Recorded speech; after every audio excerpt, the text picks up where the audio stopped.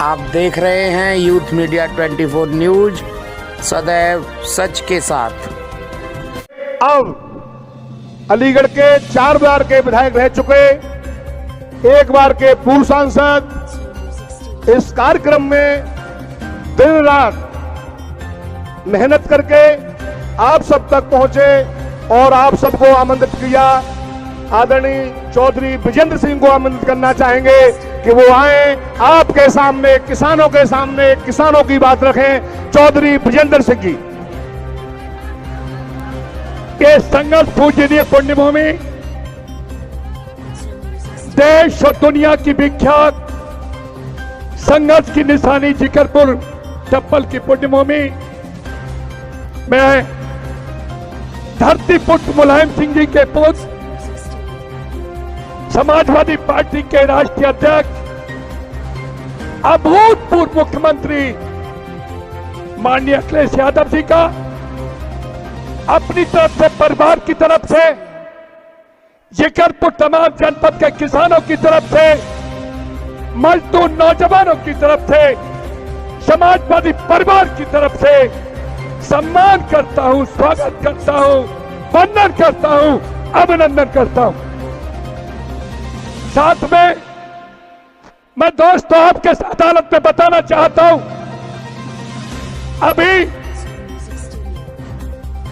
अभी प्रयाग में जब मैंने उनसे निवेदन किया, मैंने कहा माननीय अखिलेश यादव जी, आपने किसानों के संघर्ष में जिस दिन से आंदोलन शुरू हुआ, आपने धरने प्रदर्शनों की पहल दी, आपने किसानों के आंदोलन में सरकार की तानाशाही के खिलाफ 80 जनपदों में ट्रैक्टर रैलियां निकलवाई।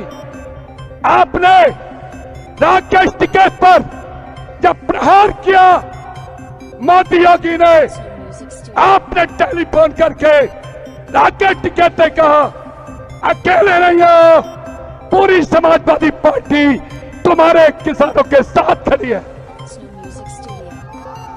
दोस्तों, जब मैंने उनसे कहा प्रयाग में, अध्यक्ष जी, किसान आपके चेहरे की तरफ देख रहा है, आज पूरे देश की सरकार की तानाशाही तोड़ने का, इलाज का रास्ता उत्तर प्रदेश में होके जाता है। दोस्तों, आज पूरी यूपी की जनता, पूरी जनता, किसान माननीय अखिलेश यादव जी की तरफ देख रहा है। 1 मिनट का समय नहीं लगाया, उन्होंने कहा जाओ जिकरपुर से आगाज करो, पूरे देश में मैसेज दो, कह दो लोगों से अखिलेश जी की समाजवादी पार्टी का एक एक कार्यकर्ता किसानों के सम्मान के साथ लड़ाई लड़े। दोस्तों, माननीय अखिलेश जी, मैं एक बात कहना चाहता हूं, यह वो पुण्यभूमि है जहां से किसान के अधिकार के कानून बदला गया था। आज आप यहां आए हैं, आपके चरण पड़े किसान महापंचायत में, वो दिन दूर नहीं कि योगी मोदी को किसान विरोधी कानून वापिस लेने के लिए मजबूर होना पड़ेगा। यादव के एक बात कहना चाहता हूं, लोग ये कहते थे मोदी ने कहा ये तो आंदोलन जीवी है, जीवी आंदोलन जीवी। मोदी ने ये कहा केवल 1 कॉल दूर है। अरे दोस्तों, जिसके पैरन फटी बीमारी, वो क्या जाने पीठ पड़ाई। ये अखिलेश जी उस किसान पुत्र मुलायम सिंह की गोद में पैदा हुए, उस मां की गोद में पैदा हुए जो किसान के पास में दर्द को जानता है। दोस्तों, मैं नमन करता हूं उस मां को, नमन करता हूं नेताजी को। सारी जिंदगी उन्होंने किसानों की लड़ाई लड़ते हुए निकाल दी। यादव के मैं एक ही बात कहना चाहता हूं आपसे, दोस्तों, ईमानदारी से बताओ, यह देश की सरकार तुमने नहीं बनाई, तुमने नहीं बनाई। अरे तुमसे गलती हुई, गलती हुई, उठाओ हाथ, उठाओ, उठाओ। क्या आगे गलती करोगे? क्या गलती करोगे? नहीं करोगे, बदला लोगे। मैं एक बात कहूं, लोकतंत्र में तलवार नहीं चलती, गोली नहीं चलती। लोकतंत्र में बटन दबाने से दुश्मन को मिटाया जाता है। इन्हीं शब्दों के साथ आपके उज्जवल भविष्य की कामना करता हूं, आशा विश्वास करता हूं कि माननीय अखिलेश जी के नेतृत्व में सातों जात के नौजवान, सातों जात के किसान अगली बार भारतीय जनता पार्टी को मुंहतोड़ जवाब देंगे, हरदर्मी तोड़ेंगे, अत्याचार का बदला लेंगे। एक बात कह के खत्म कर रहा हूं, 200 किसान शहीद हो गए, उनको नमन करता हूं, आप सबके उज्जवल भविष्य की कामना करता हूं। पुनः मंच में जितने लोग सांसद, विधायक, एमएलसी, नेतागण आए हैं, उनका पुनः स्वागत करता हूं। जय हिंद, जय हिंद, जय जवान, जय जवान। समाज पार्टी जिंदाबाद, समाज पार्टी जिंदाबाद। माननीय, बहुत बहुत धन्यवाद माननीय गिरीश जी। धन्यवाद सांसद जी। आज इस टप्पल की, किसानों की कर्मभूमि पर जहां से किसानों ने जो भी आंदोलन किया, आदरणीय अध्यक्ष जी, वो निश्चित रूप से सफल हुआ। और आज 3 साढ़े 3 महीने से किसान दिल्ली के बॉर्डर पर जमा हुआ है। हमारे आदरणीय राष्ट्रीय अध्यक्ष जी, पूर्व मुख्यमंत्री माननीय अखिलेश यादव जी आज पहली बार टप्पल की जमीन से किसानों के आंदोलन को समर्थन देने के आपके बीच में है। साथियों, मैं निवेदन करूंगा, युवाओं की धड़कन उत्तर प्रदेश के पूर्व मुख्यमंत्री राष्ट्रीय अध्यक्ष माननीय अखिलेश यादव जी से आए अपनी बात रखें। किसान महापंचायत में हमारे उपस्थित सभी हमारे आदरणीय किसान, इस किसान महापंचायत में उपस्थित बड़ी संख्या में हमारे किसान नौजवान उपस्थित, माताएं बहनें, समाजवादी पार्टी के सभी साथी,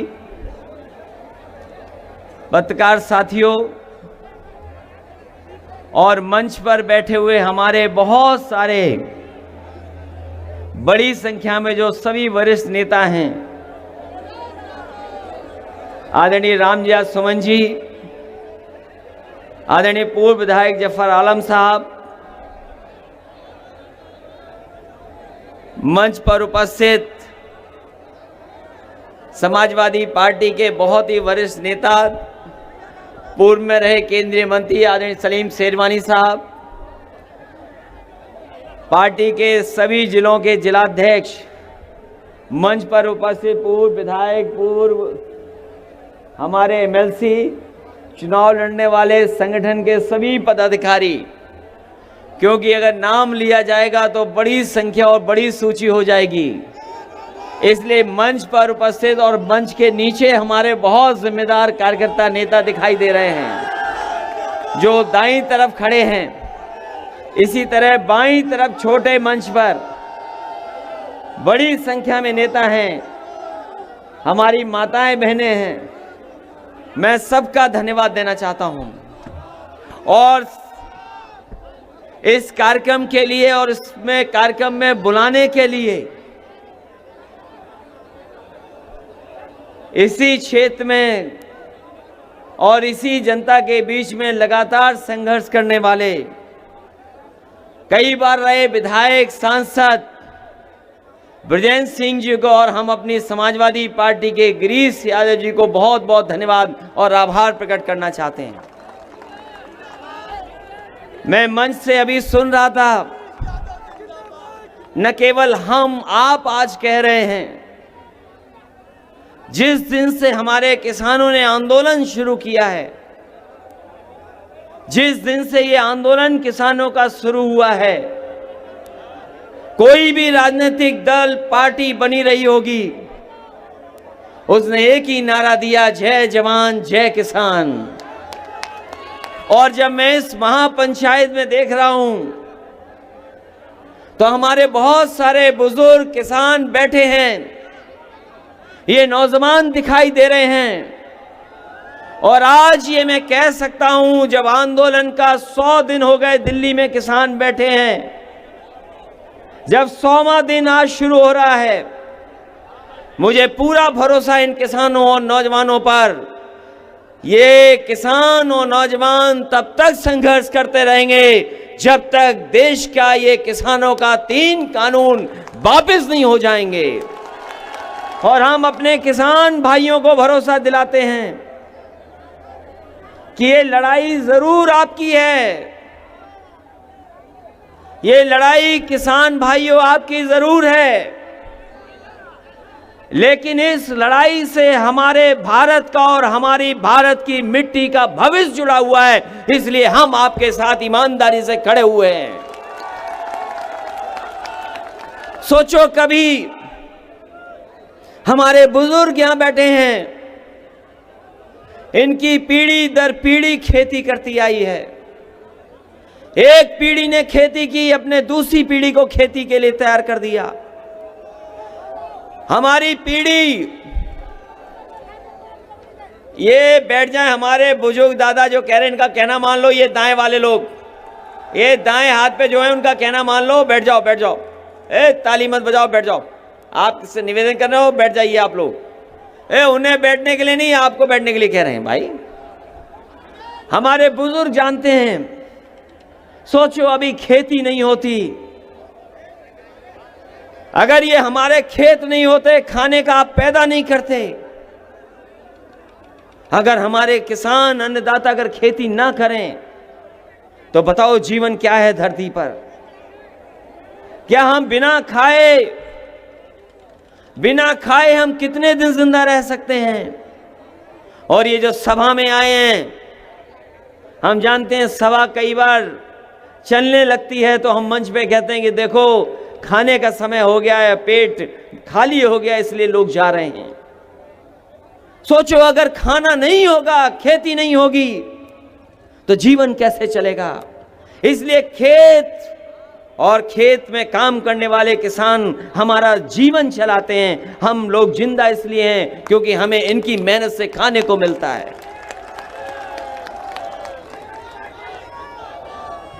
और अभी तो हमने वैश्विक महामारी देखी है, हम लोगों ने वैश्विक महामारी देखी अभी। और न केवल हम, आप सब न जाने कितनी तकलीफ में रहे।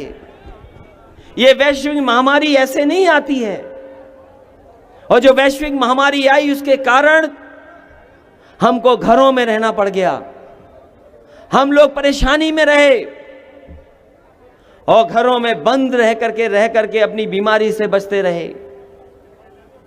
हम लोग वैश्विक महामारी की वजह से कहीं निकल नहीं पाए, हमारा कारोबार ठप हो गया। हमारे आपके छोटे दुकानदार, ठेला लगाने वाले, रिक्शा चलाने वाले, ऑटो चलाने वाले, गरीबी में जीवन यापन करने वालों का सब कारोबार खत्म हो गया। वो कारोबार नहीं कर पाए। अगर उस समय भी वैश्विक महामारी के सामने कोई अपने खेत पर निकला तो वो केवल किसान था, और किसान की वजह से आज हमारा देश बच गया। ये जो सरकार कभी कभी आंकड़े दिखाती है कि हमारी अर्थव्यवस्था ऐसी है, अगर अर्थव्यवस्था को हम देखें अपने, और ईमानदारी से मैं कहना चाहता हूं, चाहे ये पत्रकार हों, ये भी जानते हैं ईमानदारी से, अगर हमारे किसानों ने खेतों में काम नहीं किया होता तो हमारा देश बर्बादी की कगार पर चला जाता। हमारे देश में को दुनिया में अपमानित होना पड़ जाता। ये किसान हैं जिन्होंने हमारे देश का सम्मान बचाया, उस वैश्विक महामारी में अपनी पैदावार को कम नहीं होने दिया, ईमानदारी से काम करते रहे। और वैश्विक महामारी आई, हमने आपने मुंह बंद कर लिया, हम लोगों ने ऐसे मास्क बनवाए, नाक और मुंह बंद हो गया। इस बीमारी से बचने के लिए बताओ, हमने आपने अपने नाक और मुंह बंद किए कि नहीं किए? बताओ। कोई नहीं बचा, डर रहे थे कि पता नहीं क्या हो जाएगा। लेकिन किसान भाइयों और नौजवानों, हम आपसे जानना चाहते हैं कि वैश्विक महामारी ने हमारे नाक और मुंह बंद करा दिया, लेकिन पता नहीं किन लोगों ने भारतीय जनता पार्टी की आंख और कान बंद कर दिए हैं, जिन किसानों की ये सुनवाई नहीं कर रहे और तकलीफ और परेशानी को देख नहीं पा रहे। कौन है जिन्होंने इनकी भारतीय जनता पार्टी के सरकार में बैठे लोगों की आंख बंद कर दी है? कौन लोग हैं जो सुन नहीं पा रहे हैं? बताओ। 200 से ज्यादा किसान आंदोलन में जान दे गया, हमारे किसान शहीद हो गए, 200 से ज्यादा किसान शहीद हो गए, और न जाने कितनी सर्दी में उनको रहना पड़ गया। हमने आपने वो तस्वीरें देखी हैं। क्या किसानों को रोकने के लिए भारतीय जनता पार्टी की सरकार ने दिल्ली में क्या क्या नहीं किया?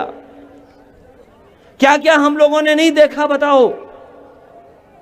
जैसे कभी हमने सीमा पर सुना होगा कि सीमा पर ऐसे किया जाता है, वही चीजें हमारे किसान, जो हमारे अन्नदाता हैं, उनको रोकने के लिए भारतीय जनता पार्टी ने किया।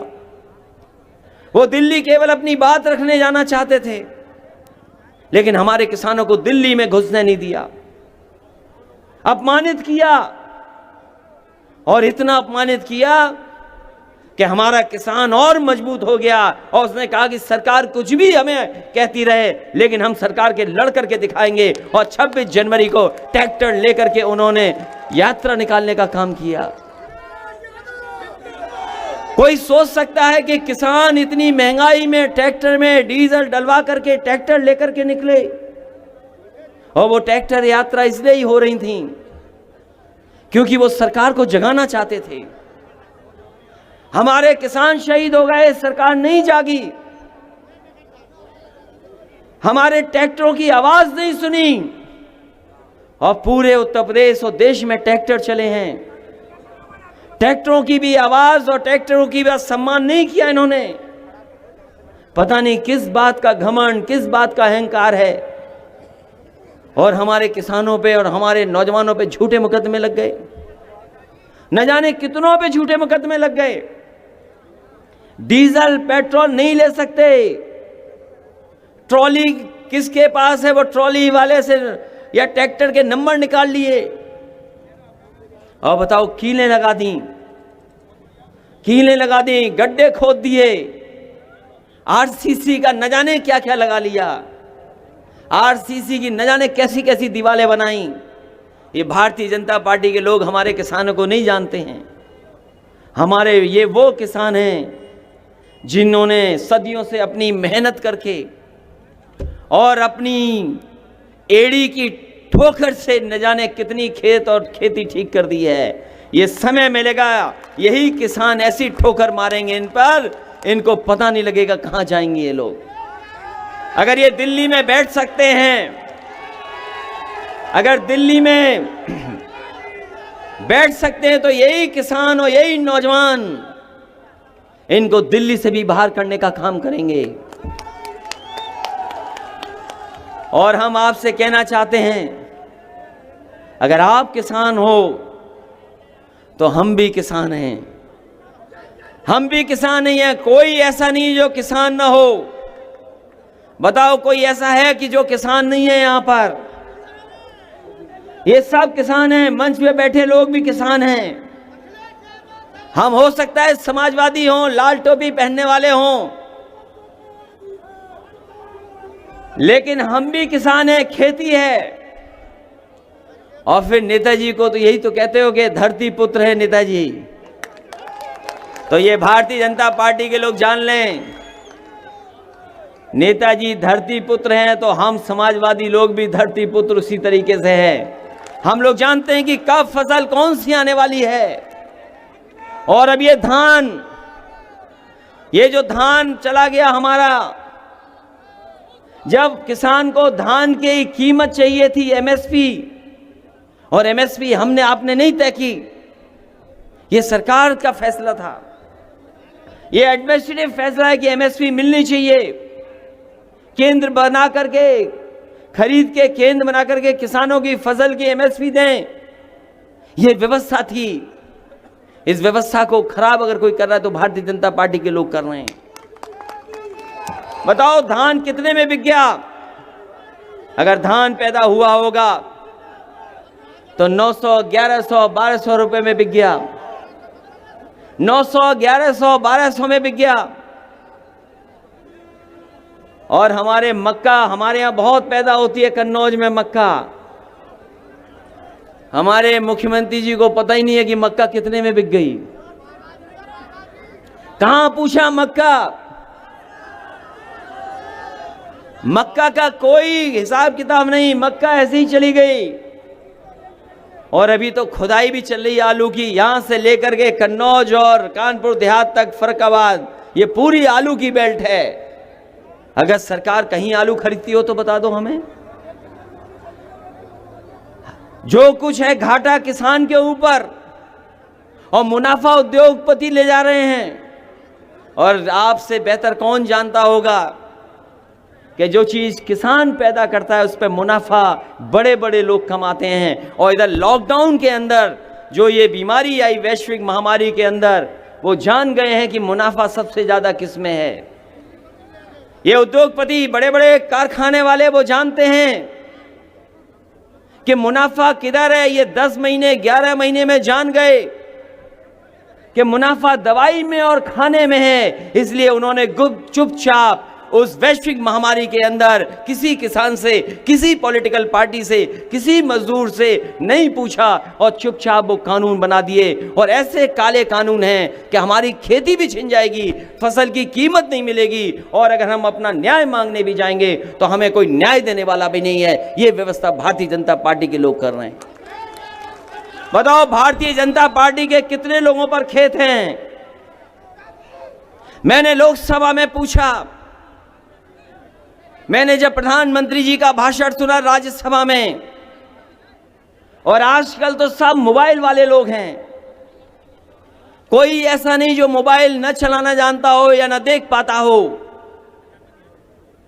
जब राज्यसभा में प्रधानमंत्री जी ने कहा कि एमएसपी थी, एमएसपी है, एमएसपी रहेगी, तो जब हमें लोकसभा में बोलने का मौका मिला तो मैंने पूछा, ये बताओ जहां के राष्ट्रपति जी हैं जिस क्षेत्र के, वहां कहां एमएसपी मिल रहा है हमारे किसानों को? प्रधानमंत्री जी बताएं जहां से चुन करके आते हैं और जिस प्रदेश ने भारतीय जनता पार्टी की सरकार बनाई, यही उत्तर प्रदेश है। उत्तर प्रदेश के भाइयों बहनों, किसानों, नौजवानों, इसी प्रदेश ने सरकार बनाई है। बताएं प्रधानमंत्री जी कहां पर एमएसपी मिल रही है? और ये दिल्ली वाले मंत्री और प्रदेश वाले मंत्री, दिल्ली वाले मंत्री और प्रदेश वाले मंत्री, न जाने कितने मंत्री हैं, बताओ कहां एमएसपी मिल रही है? ये बीजेपी वाले कहते थे कि हमारी पार्टी का मेंबर बनना है तो मिस्ड कॉल मार दो, मिस्ड कॉल कर दो। हम नौजवान और किसान भाई जानना चाहते हैं, वो बीजेपी वाले नंबर बताएं जिस पर हम मिस्ड कॉल कर दें और हमें एमएसपी मिल जाए। वो नंबर बताएं हमें। और जब हम धान की एमएसपी मांग रहे, गन्ने की बात कर रहे, जब हम लोग, हाँ, पूरे देश के किसान जब एमएसपी की बात कर रहे थे, जब किसान अपने धान की कीमत मांग रहा था, गन्ने की कीमत मांग रहा था, खेती की बात कर रहा था, तो हमारे दिल्ली के प्रधानमंत्री और उत्तर प्रदेश के मुख्यमंत्री कह रहे थे स्ट्रॉबेरी में बहुत मुनाफा है। ये स्ट्रॉबेरी क्या है? हमारे मुख्यमंत्री जी विधानसभा में कह रहे हैं कि स्ट्रॉबेरी में बहुत मुनाफा है, और प्रधानमंत्री जी कह रहे हैं स्ट्रॉबेरी में बहुत मुनाफा है।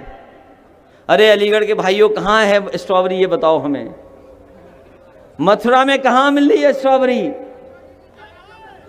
और यहां तक बात नहीं खत्म हुई, यहां तक बात खत्म नहीं हुई। हमारे मुख्यमंत्री जी को बता दिया कि काला गाजर का कोई हलवा होता है।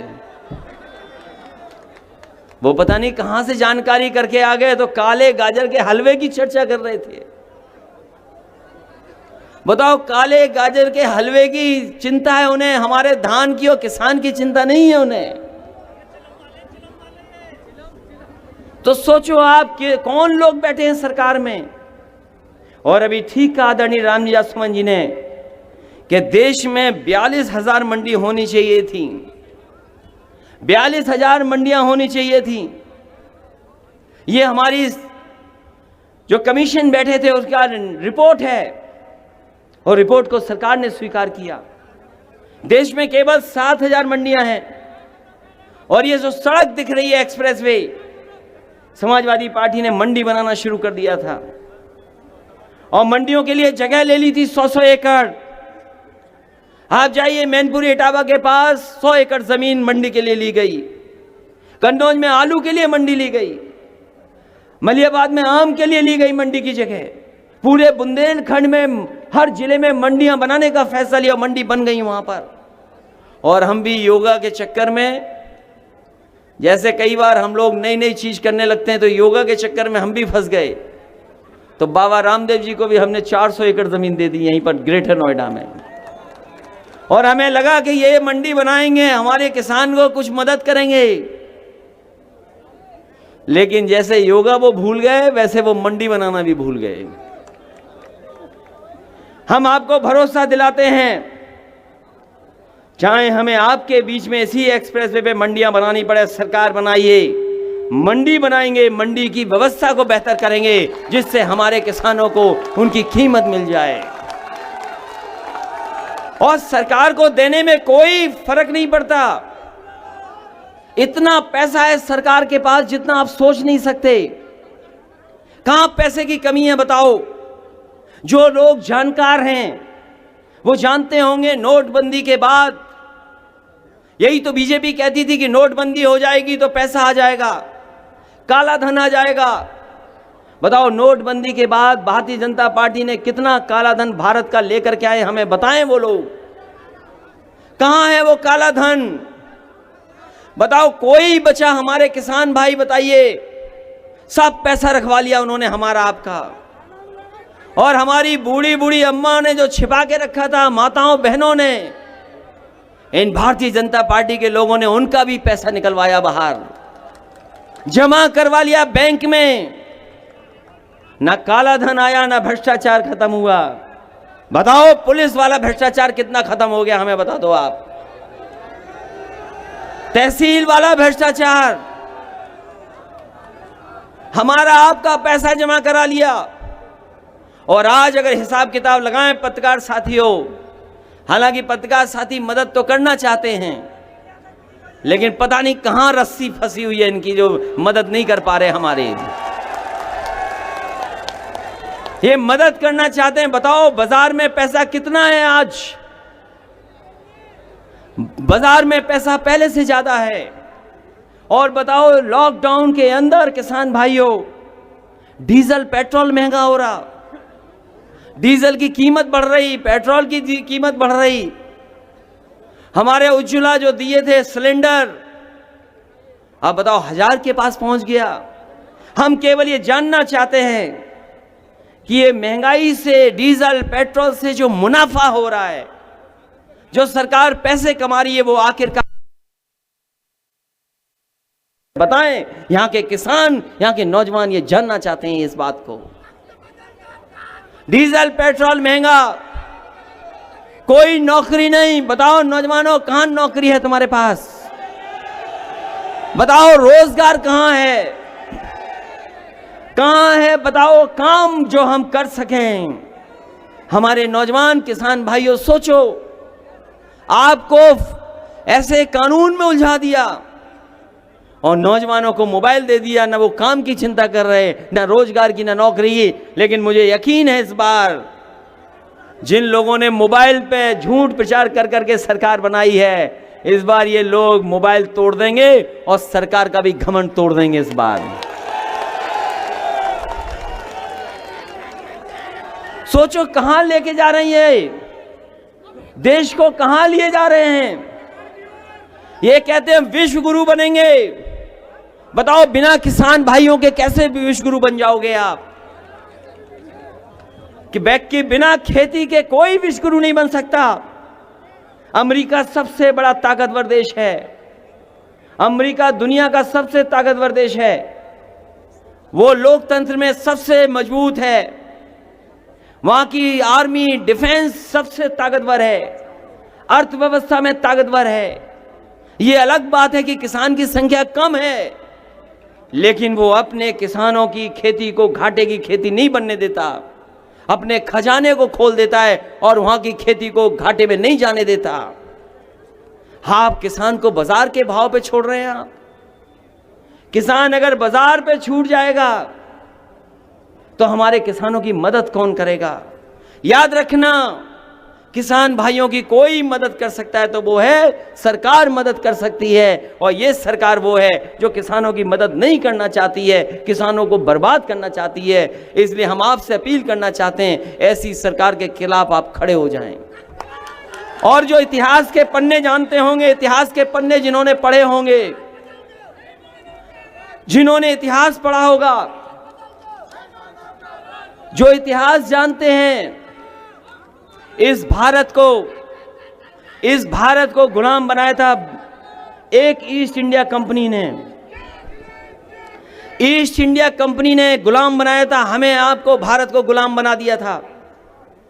एक कंपनी आई थी भारत में, याद कीजिए, एक ईस्ट इंडिया कंपनी आई कारोबार करने, उसने हमें आपको गुलाम बना दिया। और यहीं के सभी लोगों ने मिलकर के, हिंदू, मुस्लिम, सिख, सबने मिलकर से इस देश को आजादी दिलाने का काम किया था। और याद कीजिए, ईस्ट इंडिया कंपनी थी, वो कंपनी सरकार केवल एक कानून से बन गई थी। इतिहास के पन्ने पलटना आप, वो कंपनी थी, और कंपनी कब सरकार बन गई? क्योंकि लंदन में, ब्रिटेन में एक कानून पास कर दिया उस कंपनी को सरकार बनाने का, और उसी दिन वो कंपनी सरकार बन गई, और सरकार बन करके उसने हमें और आपको न जाने कितने साल गुलाम रखा। सोचिए, एक कानून ने ईस्ट इंडिया कंपनी को वो ताकत दे दी, वो सरकार बन गई एक कानून ने केवल। और हमारे लोग जो पढ़े लिखे लोग होंगे, क्योंकि विदेश मंत्री भी रहे आदरणीय सलीम शेरवानी साहब, वो जानते होंगे कि एक ही कानून ने बना दिया ईस्ट इंडिया कंपनी को सरकार। और बताओ, भारत की सरकार सब बेच करके कंपनियों को दे रही है। बताओ, भारत सरकार सब चीज बेच करके कंपनियों को दे रही कि नहीं दे रही, बताइए आप। तो अगर एक कानून कंपनी को सरकार बना सकता है, तो ये वो कानून है जो देश को कंपनियों के हाथ में रख देना चाहते हैं। अगर 100 साल पहले, 150 साल पहले एक कानून ने कंपनी को सरकार बना दिया, तो ये भारतीय जनता पार्टी के लोग हमारी सरकार को कंपनी बनाने का काम कर रहे हैं। इसलिए इनके खिलाफ हमें सबको मिलकर के एक होना पड़ेगा। और कानून बनते हैं और बनाए जाते हैं और हटाए जाते हैं। ये कानून बना करते हैं और कानून हटा करते हैं। हमारे किसान भाइयों ने न जाने कब से देखा होगा। इसी प्रदेश में चौधरी चरण सिंह जी भी रहे। बताओ, उन्होंने एक कलम से न जाने कैसा कानून खत्म किया था कि नहीं खत्म किया था। लेखपालों को न जाने कितना जमीन को लेकर के भ्रष्टाचार होता था। फैसला लिया, एक ही बार में सब साफ हो गए, एक ही फैसले ने। इसलिए अगर ये कानून बना सकते हैं तो ये किसान ताकत दे देंगे। ये कानून भी हटाए जा सकते हैं, साफ किए जा सकते हैं। और ये जब तक कानून नहीं हटेंगे, व्यवस्था नहीं बनेगी, तो हमारे किसान खुशहाल नहीं हो सकते। बीजेपी तर्क देती है कि किसान इस कानून को समझ नहीं पा रहे हैं, और जो तर्क देते हैं कभी जानना उनसे, पता करना उन पे खेत हैं कि नहीं है। तर्क वो दे रहे हैं बीजेपी वाले जिन पे खेती नहीं है, न खेती कर रहे हैं। और अगर खेती कर रहे होते तो ये भारतीय जनता पार्टी की तरह नहीं घंटों में काम करते हों। ये जिन्होंने कानून बनाया है वो ऑफिस 10 बजे जाते हैं और 5 बजे ऑफिस खत्म हो जाती है उनकी। ये किसान है ये घंटों में काम नहीं करा करते। हमारे किसान जब तक फसल तैयार ना हो जाए तब तक काम करते हैं, चाहे कैसा भी मौसम हो, कितनी भी परेशानी हो, हमारा किसान रुकता नहीं है। और फिर हमारे उत्तर प्रदेश के मुख्यमंत्री तो कमाल के हैं, इन्हें बहुत सी चीजें समझ में नहीं आती हैं, उन्हें बहुत सी चीजें नहीं समझ में आती हैं। समाजवादियों ने लैपटॉप बांटा था, हो सकता है कुछ गांव में चल रहे हों अभी भी, और समाजवादी पार्टी ने इसलिए लैपटॉप बांटे थे क्योंकि हम लोग लैपटॉप चलाना जानते हैं, और मुख्यमंत्री जी ने इसलिए लैपटॉप नहीं बांटे हैं क्योंकि हमारे योगी मुख्यमंत्री लैपटॉप चलाना नहीं जानते। उन्हें लाल टोपी से बहुत तकलीफ है, उन्हें लाल टोपी से, लाल टोपी से बहुत तकलीफ है उन्हें। लेकिन इधर सुना है जब से समाजवादियों ने जवाब दे दिया तब से लाल टोपी नहीं बोल रहे हैं। वैसे एक चीज मैं बता दूं आपको, जितनी अच्छी हमें लाल टोपी लग रही है, जितनी अच्छी लाल टोपी हमें लग रही है, अगर कभी मुख्यमंत्री जी एक बार पहन लें तो कितने सुंदर दिखेंगे, आप सोच नहीं सकते। और फिर ये लाल रंग कोई हमारा नहीं है, ये लाल रंग क्रांति का रंग है। और मैंने कई मौकों पर कहा ये इमोशंस का रंग है, इमोशन का रंग है, ये भावनाओं का रंग है लाल। जब हम खुश होते हैं तो हमारा चेहरा लाल होता है, दूसरी तरह से खिलखिला जाता है। हम दुखी होते हैं तो हमारे कान लाल हो जाते हैं। और जब कभी हमारा मुकाबला पुलिस से होता है तो देखा होगा हमारा भी मुंह लाल और उनका भी मुंह लाल। और ये पुलिस वाले तो वैसे ही चक्कर में फंस गए, वैश्विक महामारी में इनके भी पैसे कट गए हैं। कोई बता दे पुलिस वाला जिसका पैसा ना कटा हो, एक बता दो हमें। कोई खड़ा हो एक बता दे वेतन कटा है कि नहीं कटा है। आप जब जाओ तो पुलिस वाले के बगल से गुजरोगे तो पूछना, बताओ वैश्विक महामारी में तुम्हारा नोट पानी कटा कि नहीं कटा, ये बताओ पहले। और ये भी जानते हैं कि वैश्विक महामारी में डंडा लेकर के ये वसूली भी कर रहे थे कि नहीं कर रहे थे, बताओ। समाजवादियों ने ये गाड़ियां दी इनको 100 नंबर वाली गाड़ी, और हमारे बाबा जी ने 112 कर दी। ये नाम बदलने वाले हैं। अभी मैंने एक पत्रकार साथियों का कहा कि ये लखनऊ में आए हो, जिस नाम से आए हो जरूरी नहीं है उसी नाम से वापस चले जाओ।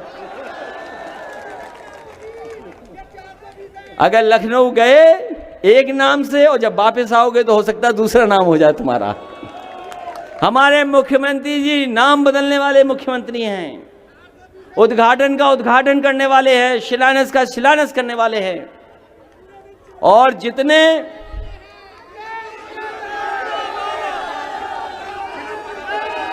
उन बातों को मैं नहीं कहना चाहता हूं जिन बातों को मेरी तरफ इशारा कर रहे हैं कुछ, उन बातों को मैं नहीं कहना चाहता हूं। लेकिन कहावत है एक, मैं कहावत तो जरूर सुना दूंगा अब।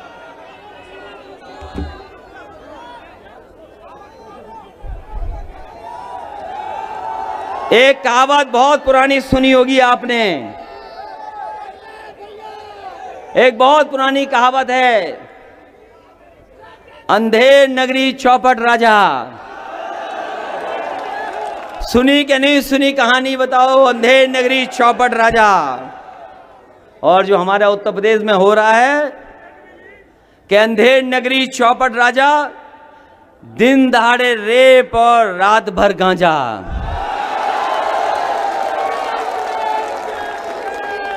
अंधेर नगरी चौपट राजा, दिन दहाड़े रेप और रात भर गांजा। जिसको भी देखना है तो यूपी में आ जा। बताओ कानून व्यवस्था की क्या हालत कर दी है, क्या हालत कर दी कानून व्यवस्था की। और हमारे मुख्यमंत्री जी कहते ठोक दो, विधानसभा में कहते ठोक दो, और ठोक दो के चक्कर में पुलिस को नहीं पता किसे ठोक दें और जनता को ये नहीं पता किसे ठोक दें। बताओ, हमारी ऐसी सरकारें चल रही हैं। इसलिए इन सरकारों पे भरोसा मत करो किसान भाइयों। मैं आपसे इस महापंचायत के माध्यम से इतना ही अपील और निवेदन करने आया हूं कि अगर आप किसान हैं तो समाजवादी पार्टी के लोग भी किसान हैं, और आप लड़ाई में हैं तो समाजवादी पार्टी आपकी लड़ाई के साथ खड़ी हुई है। और हमने राकेश टिकैत जी को भी कहा, जिस समय तकलीफ में थे, जिस समय वो किसानों के आंदोलन को लेकर के भावुक हो गए, जिस समय किसान का आंदोलन इतने दिन सर्दी में चलाया, और जब वो भावुक हो गए तो आपने सबने टीवी पर देखा। उसी दिन मैंने उन्हें फोन किया और कहा कि आप बहादुर बाप के बहादुर बेटे हैं, आप घबराओ मत, समाजवादी पार्टी आपके साथ खड़ी है। और हम लोगों ने आंदोलन किया।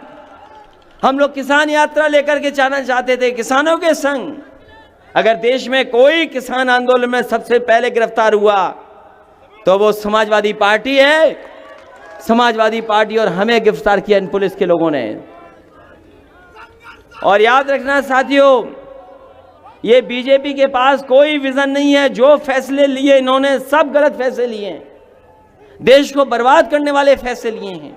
नोटबंदी खराब फैसला, जीएसटी गलत तरीके से लागू की है, और ये लॉकडाउन जो किया था जिसमें मजदूर गए थे हमारे पैदल चल करके, पैदल चलते चले गए, 90 लोगों की जान गई, एक की परवाह नहीं की इन्होंने, कोई मदद नहीं की। अगर उस समय मजदूरों की किसी ने मदद की तो समाजवादी पार्टी ने मदद की, और मरने वाले मजदूरों को 90 के 90 को 1-1 लाख रुपए समाजवादी पार्टी ने मदद की है।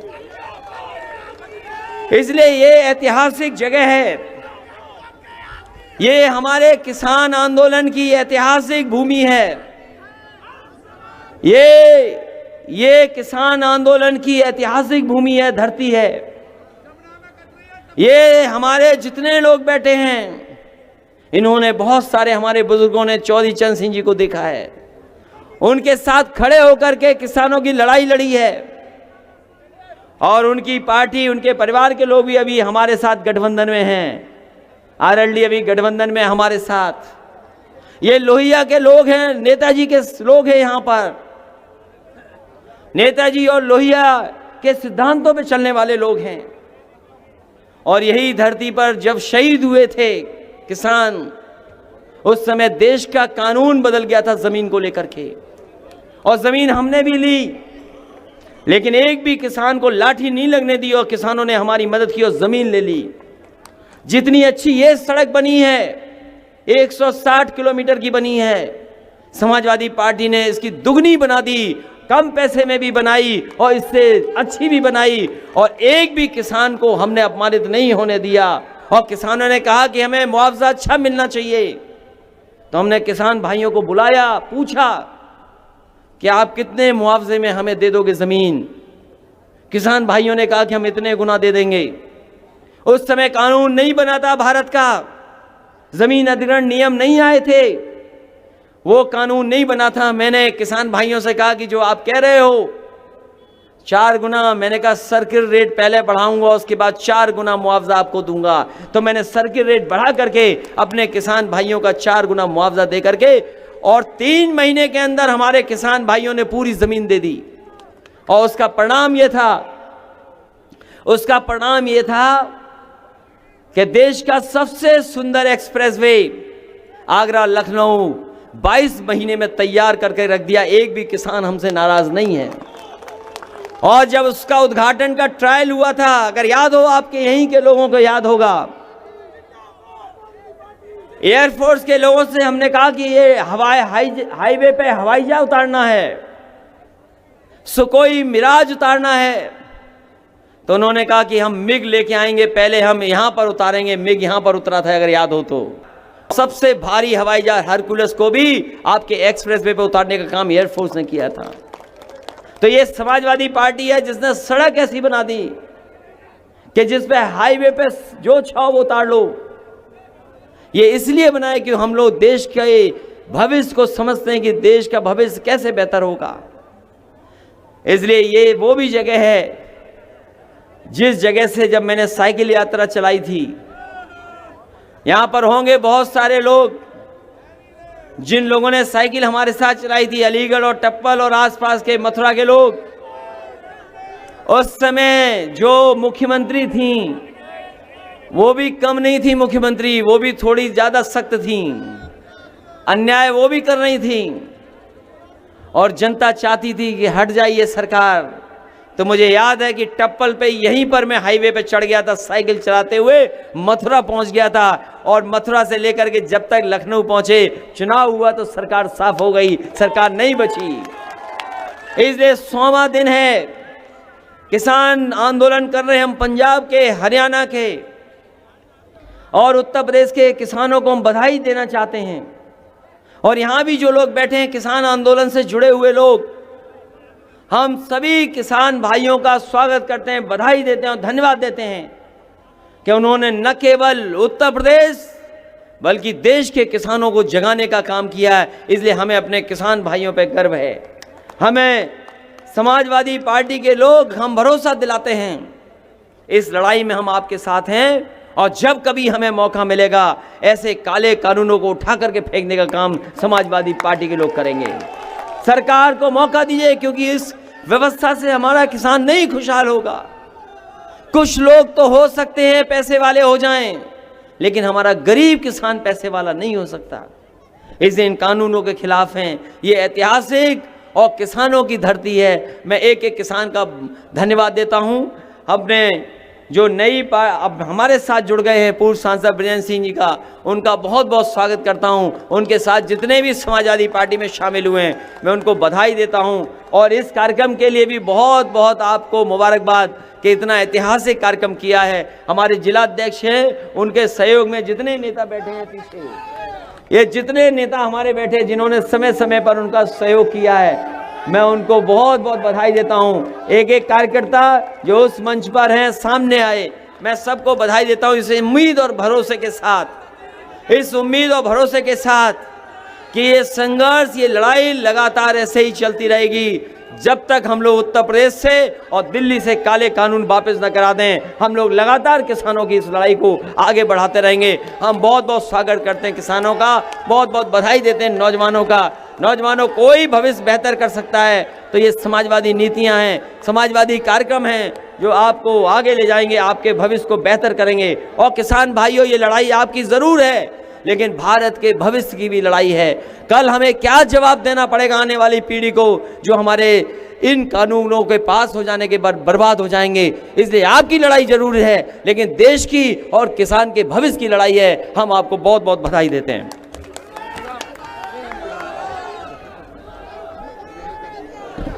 धन्यवाद।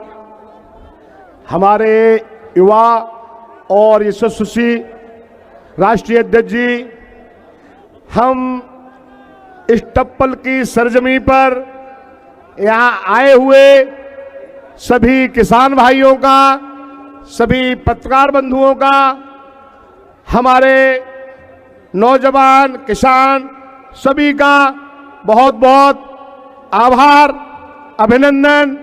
आप सभी लोग यहाँ पर आए, किसान पंचायत में हमारे राष्ट्रीय अध्यक्ष जी को सुना, उसके लिए आप सभी का बहुत बहुत बहुत दिल की गहराइयों से आभार। अखिलेश यादव, अखिलेश यादव, अखिलेश यादव, समाजवादी पार्टी। भैया जी पूरा अखिलेश जी, भैया जी पूरा मौजूदा हालात पर क्या कहना आपका? मौजूदा हालात पर क्या कहना है? इस समय जो उत्तर प्रदेश के हालात चल रहे हैं, मौजूदा जो हालात है, अभी क्राइम का जो प्रकरण हो रहा है, ये सरकार हटे, सरकार इसलिए है क्योंकि किसान दुखी है, नौजवान दुखी है, व्यापार और लगातार सरकार जनता को गुमराह कर रही है। कानून व्यवस्था असफल है। वो केवल ये टप्पल, मथुरा, अलीगढ़, हाथरस के किसान नहीं है, पूरे देश के किसान चाहते हैं ऐसे काले कानून वापस और एमएसपी कानूनी अधिकार किसानों को। लगातार रेप की घटनाएं हो रही है, उसको क्या कहना है? समाजवादी पार्टी का जितना